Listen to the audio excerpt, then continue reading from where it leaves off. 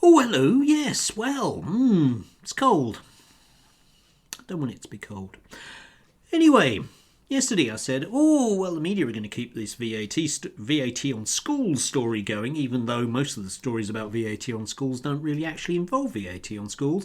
And yesterday there was a VAT story on schools, which didn't really involve VAT stories on schools, if you know what I mean. Yes, Mike Graham. Yes, him. Oh, dear God. Yes, yes. A man with single entendres. Anyway, yeah, I was interviewing Lexi Hambro about her gorgeous, gorgeous, gorgeous, and very, very special child who's incredibly special and has been, well, forced, I tell you, by Labour Party thugs out of his school because of VAT on schools. So, of course, me being me, I thought, well, I'll look into that then. Anyway, at no point does Lexi actually say that she can't pay the fees because the the school itself is called Maidwell Hall, which it is closing, and basically she would have to fork out if it's a boarder. One can presume it's a boarder. Might be important. Come back to that. Would have had to have forked out £25,000 a year to send aforementioned child there. So it's not that. No, she's complaining because the school is closing. Right? Okay, it's closing. Okay, so me, being the git that I am, decided, to have a look at the local paper. And sure enough, yes, the school is closing. And amongst the reasons are the VAT on schools going on. Yes, but the main reason is because it's a boarding school, it's a boarding prep school, and basically people don't want to send their very young children to prep schools that are boarding anymore, which is the main reason why it's closing. So I'm sorry, Lexi, I'm sure your child is the golden appointed one who will save us in the future, but you are a woman that basically runs an equestrian, I don't really want to say stud farm, but you are a horse breeder who has reasonably close connections with Princess Anne, and you can afford easily, I'm presuming, £25,000 a year to send your child to a school. So, no, it's not. I'm not really that concerned, and no, it's not a VAT on schools story. It's another type of story, if you like. One of the things that the media don't want to look at in this country is the extent to which schools like Madewell have been bought up by Chinese consortiums, because it's a private business, and as such lots of them are being bought up by companies that really won't mind if they do close, because they tend to sit on some very, very, very, very lovely bits of land. But that's venture capitalists for you.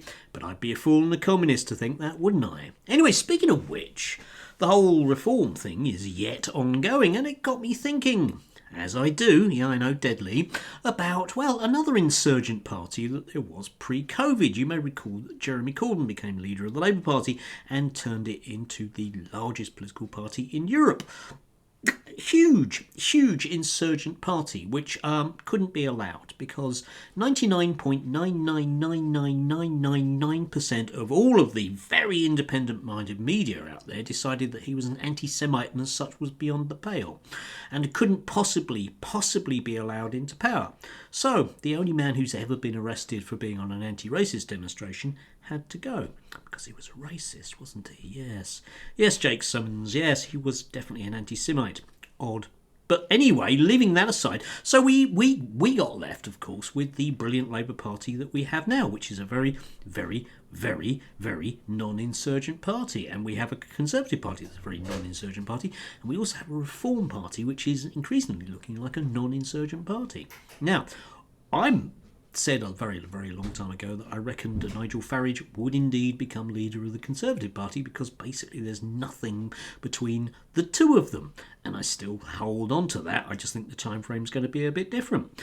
But my guess is, looking at the kind of Twitter stuff that's out there, is that all of our grifters are realising that there's about to be a very, very large amount of money being put into a very, very, very, very right-wing party, probably fronted by someone like Rupert Lowe.